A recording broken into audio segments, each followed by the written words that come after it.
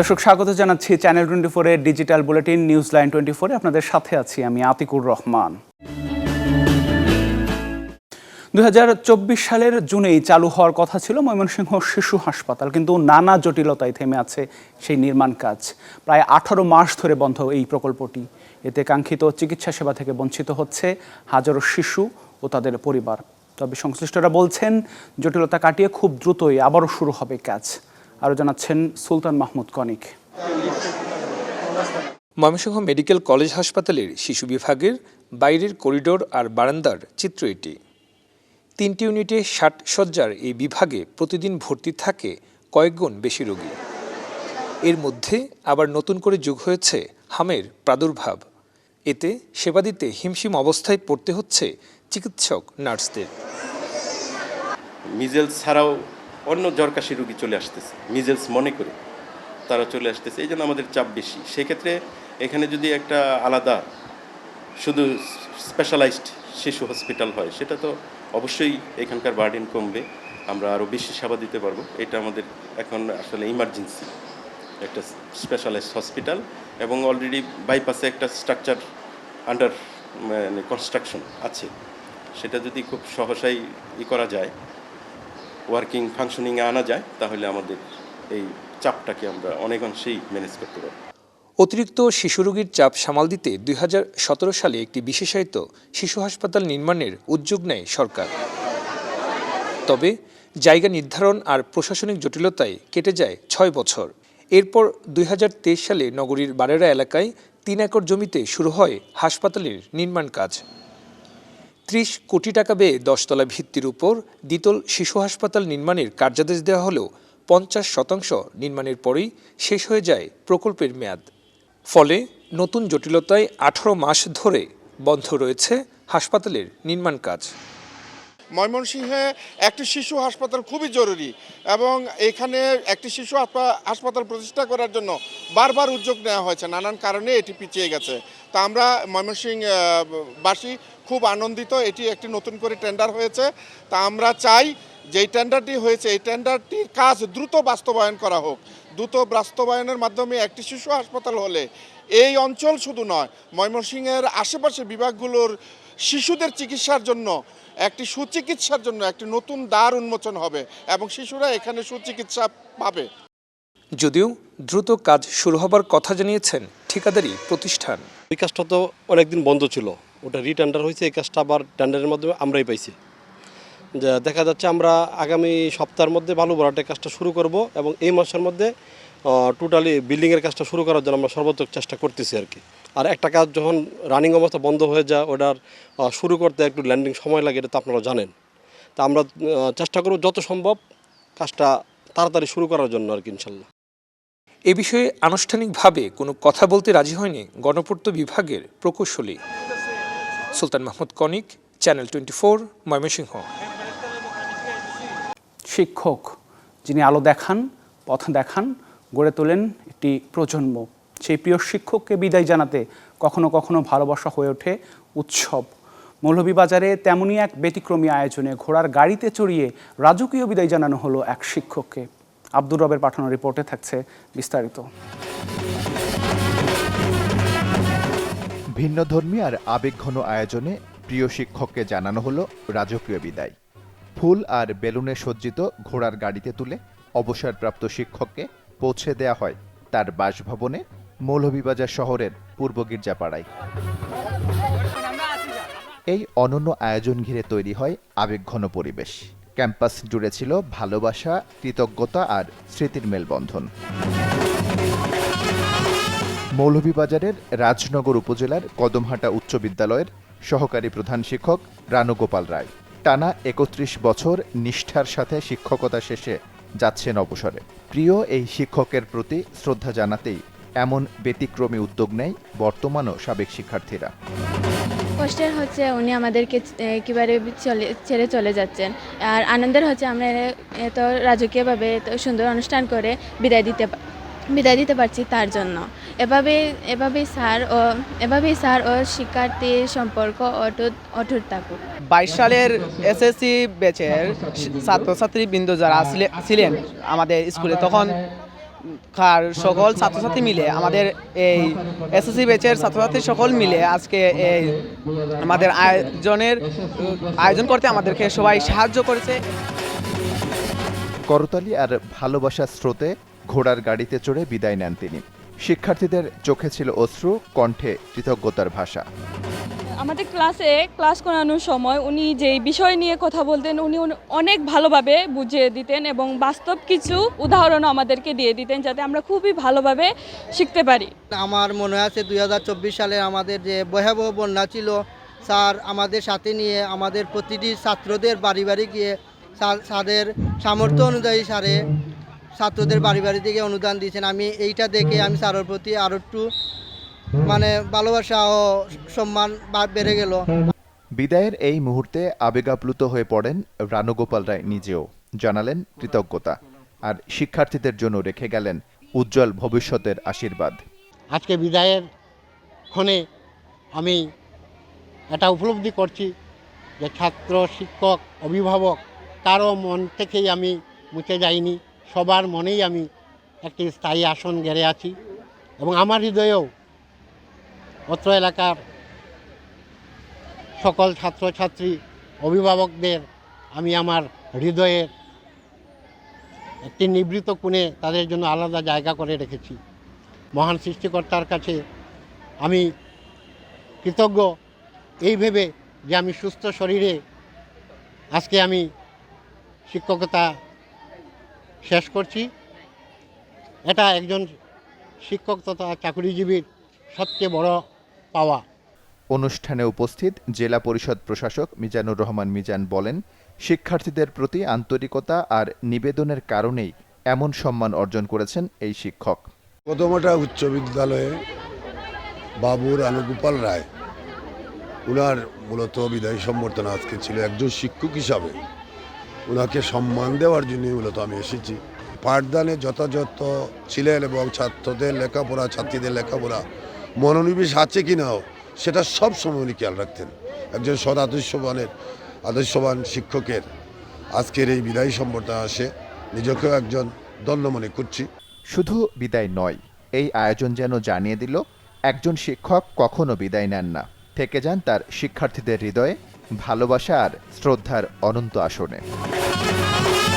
Desk report, channel 24। পরিবেশ আইন ও নীতিমালার তোয়াক্কা না করেই ময়মনসিংহ বিভাগ জুড়ে চলছে 5 শতাধিক ইট ভাটা। এর মধ্যে 450-ও বেশি ভাটা পরিচালিত হচ্ছে অবৈধভাবে। ফসলি জমির উর্বর মাটি ব্যবহার এবং বনের কাঠ পোড়ানোর ফলে একদিকে যেমন কৃষি জমি ক্ষতিগ্রস্ত হচ্ছে, অন্যদিকে বাড়ছে পরিবেশ দূষণ ও জনস্বাস্থ্য ঝুঁকি। তবে সংশ্লিষ্ট কর্মকর্তারা বলছেন, অবৈধ ইটভাটার বিরুদ্ধে দ্রুতই নেওয়া হবে কঠোর ব্যবস্থা। সুলতান মাহমুদ কনিকের আরেকটি রিপোর্ট দেখুন। চারপাশে ফসলি জমি, পাশে লোকালয় আর শিক্ষা প্রতিষ্ঠান, এর মাঝেই গড়ে উঠেছে একের পর এক ইটভাটা। পরিবেশ আইন ও নীতিমালার তোয়াক্কা না করে ময়মনসিংহের বিভিন্ন এলাকায় গড়ে উঠেছে এসব ইটভাটা। এতে একদিকে নষ্ট হচ্ছে কৃষিজমি, অন্যদিকে বাড়ছে পরিবেশ দূষণ। পরিবেশ অধিদপ্তরের দেয়া তথ্য মতে ময়মনসিংহ বিভাগের 4 জেলায় মোট ইটভাটা রয়েছে 536টি, যার মধ্যে 86% অবৈধ। বৈধভাবে পরিচালিত হচ্ছে মাত্র 77টি ইটভাটা। ময়মনসিংহ সিটি কর্পোরেশন এলাকা ও এর 1 কিলোমিটারের মধ্যে কোনো ইটভাটা পরিচালনার অনুমতি না থাকলেও চলছে 12টি ইটভাটা। স্থানীয়দের অভিযোগ, ইটভাটার কালো ধোঁয়ায় আশপাশের ফসল ক্ষতিগ্রস্ত হচ্ছে, অনেকে আক্রান্ত হচ্ছেন শ্বাসকষ্ট সহ নানা রোগেও। তবু ব্যবস্থা নেওয়া হচ্ছে না ভাটার বিরুদ্ধে। ভাটার আশেপাশে যে ফসলি জমি আছে, অনেকগুলি ফসলি জমি মারা যায়। ধোঁয়ার কারণে অনেক মানুষের শ্বাস প্রশ্বাসের কষ্ট হয়, বিভিন্ন ধরনের সমস্যা হয়, গাছপালার সমস্যা হয়, গাছপালাও ধোঁয়ায় নষ্ট হয়। গাছালি, একটা কলা গাছ, একটা নারকেল গাছ, কোনো কিছু সবই ক্ষতি, বছরের পর বছরের ওই যাইতেছে। এদিকে জনবল সংকটের দোহাই দিয়ে নিয়মিত অভিযান পরিচালনা সম্ভব হচ্ছে না বলে দায় স্বীকার করে ব্যবস্থা নেওয়ার কথা বলছে পরিবেশ অধিদপ্তর। যদিও আমাদের মনিটরিং আছে, তারপরেও আমাদের বলবো যে আমাদের এই মনিটরিংটা আসলে স্বল্পতার কারণে আমরা আসলে সবসময় এটা টেক কেয়ার দেখতে পারি না। তবে আমাদের এই ভাটাগুলো বন্ধের আমাদের কার্যক্রম চলমান আছে। অবৈধ ইটভাটার বিরুদ্ধে নিজের শক্ত অবস্থানের কথা জানালেন জেলা প্রশাসক। প্রত্যেক মাসে আমরা 4-5টা উপজেলায় অভিযান করছি এবং 2-3টিতে ভেঙে ফেলছি চিমনি এবং অবৈধ চিমনি এবং বিভিন্ন মেয়াদে পরিবেশের মাটি কর্তন, কাঠ ব্যবহার ইত্যাদির দায়ে তাদেরকে মোবাইল কোর্টের মাধ্যমে বড় রকম জরিমানা করছি। পরিবেশ অধিদপ্তর জানিয়েছে, গেল 1 বছরে ময়মনসিংহ বিভাগের 4টি জেলায় অবৈধ ইটভাটায় 71টি ভ্রাম্যমাণ আদালত পরিচালনা করে জরিমানা করা হয়েছে 5.5 কোটি টাকা। সুলতান মাহমুদ কনিক, চ্যানেল 24, ময়মনসিংহ। টাকা নয়, লেনদেন হয় পণ্যের বিনিময়ে। না, শায়েস্তা খান নয়, হালামলেই চলছে এমন ব্যবসা। 100 বছরের রেওয়াজ মেনে এই পদ্ধতিতেই বেচাকেনা হয় ব্রাহ্মণবাড়িয়ার নাসিরনগরের শুটকি মেলায়, যেখানে এবারও কোটি টাকা ব্যবসার আশা করছেন ক্রেতা বিক্রেতারা। প্রকাশ দাসের পাঠানো রিপোর্ট দেখুন। ক্রেতা বিক্রেতার হাক ডাকে মুখর ব্রাহ্মণবাড়িয়া নাসিরনগরের কুলিকুণ্ডা বিদ্যালয় মাঠ, যেখানে বসেছে প্রায় 300 বছরের পুরনো শুটকি মেলা। মূলত বাংলা নববর্ষ উপলক্ষে বৈশাখের 2য় দিন থেকে শুরু হয় এই আয়োজন, যেখানে নানান প্রজাতির মাছের শুটকির পসরা সাজিয়েছেন ব্যবসায়ীরা। পোয়াল, গজার, শোল, বাইম, ট্যাংরা সহ মিঠা পানির মাছের পাশাপাশি রয়েছে সামুদ্রিক মাছের শুটকিও, যা মিলছে প্রতি কেজি 1000 থেকে 2500 টাকার মধ্যে।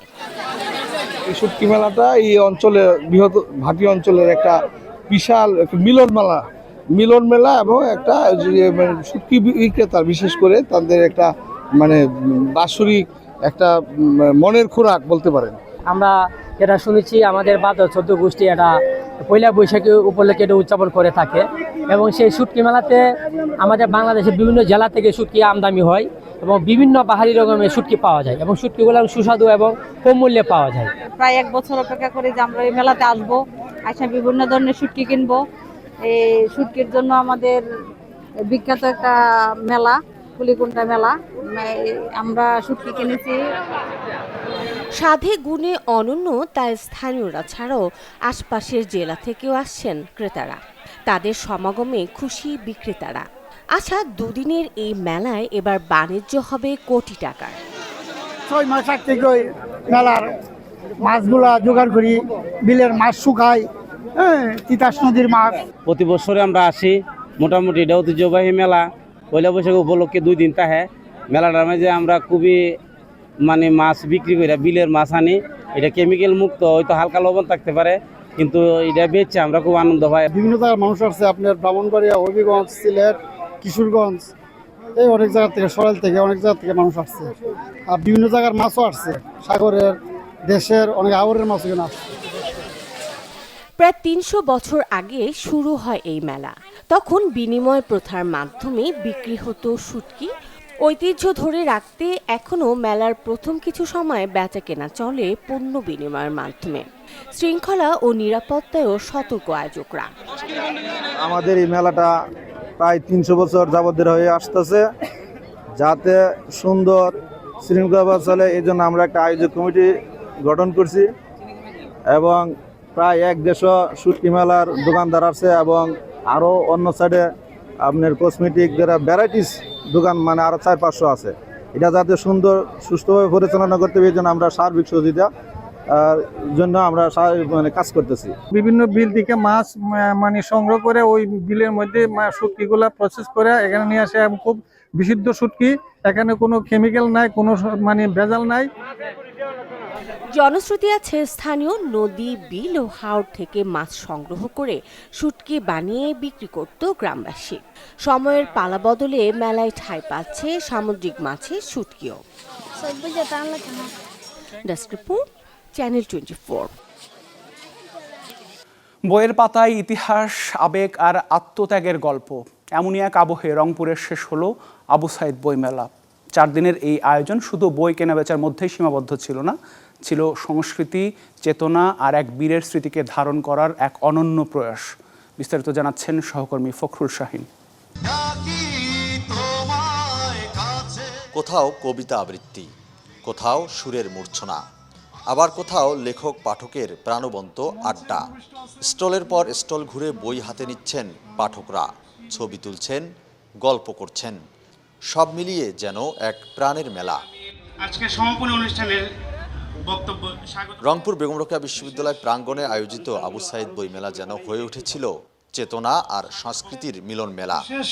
অতিথি হিসাবে আজকে সমাপনী দর্শনার্থীরা বলছেন, প্রতিদিনের আলোচনা সভা, লেখক আড্ডা, আবৃত্তি, গ্রন্থ পর্যালোচনা আর শিশুদের চিত্রাঙ্কন প্রতিযোগিতা সবকিছুই মেলাকে দিয়েছে ভিন্ন এক মাত্রা।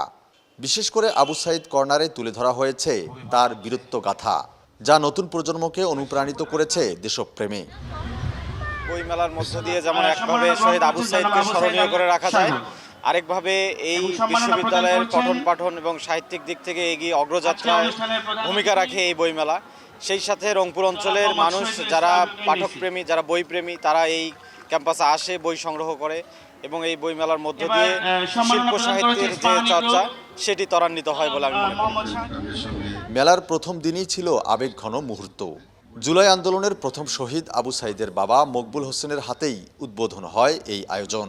ছেলের স্মৃতি আর আন্দোলনের সকল শহীদের স্মরণে দোয়া চান তিনি। এক হৃদয়স্পর্শী পরিবেশ তৈরি হয় পুরো প্রাঙ্গণে। আবু সাইদ নামে যে বইমেলা শিক্ষা মহোদয়রা যেটা করছে খুব সুন্দরভাবে হয়েছে। প্রতি বছরে যেন উন্নত মানের ভাবে বইমেলা হয়। আবু সাইদের সহপাঠী যারা আছে সকলের জন্য যেন সবাই দোয়া করেন, সবাই যেন জান্নাতবাসী হয়। শেষ দিনে মেলা পরিদর্শন করেন প্রশাসনের ঊর্ধ্বতন কর্মকর্তারাও। তারা জানান, বইয়ের প্রতি আগ্রহ বাড়াতে এ ধরনের আয়োজন হওয়া উচিত আরও বেশি, আরও বিস্তৃতভাবে। আমি মনে করি যে এই বইমেলাটি যদি প্রত্যেকটি শিক্ষা প্রতিষ্ঠানে এবং পরবর্তীতে শহরের যে কোনো জায়গায় যদি আমরা প্রতি বছর যদি একটি রুটিন করে করে এই বইমেলাগুলো করি, তাহলে আমাদের যে শিক্ষার্থীরা আছে বা পরবর্তী প্রজন্মরা আছে তারা ভালো কিছু বই পড়ে তারা বিকশিত হতে পারবে। এখন আমরা মনে করি একটা শ্রেণী আছে যারা অত্যন্ত সমাজ সচেতন, তাদের মধ্য দিয়েই এই বই পড়ায় মানুষজন আবার সেই আগের রূপে ফিরে আসবে। মেলার আয়োজক বেগম রোকেয়া বিশ্ববিদ্যালয়ের উপাচার্য ডক্টর শওকত আলী জানান, দ্বিতীয়বারের মতো আয়োজিত এই বইমেলা ভবিষ্যতে আরও বড় পরিসরে আয়োজনের পরিকল্পনা রয়েছে। আমরা যে পরিবেশ গতকাল দেখেছি, মানুষের বই পড়ার বা বই মেলায় আসার যে আগ্রহ, উদ্দীপনা আছে, রংপুর অঞ্চলের মানুষরা এই কাজগুলোই বেশি দেখতে চায়। আমি সেই গতকালকার অনুষ্ঠানের মানুষের উপস্থিতি দেখে আমি নিজে অনুপ্রাণিত হয়েছি। আমরা জাতীয় বইমেলার সাথে একসাথে কাল মিলিয়ে আমরা বইমেলা আরও সময় বাড়িয়ে দিয়ে আমরা এই বইমেলাটা জাঁকজমক করার ইনশাল্লাহ করব। আমি এই জন্য আবারও সকলের সহযোগিতা কামনা করছি।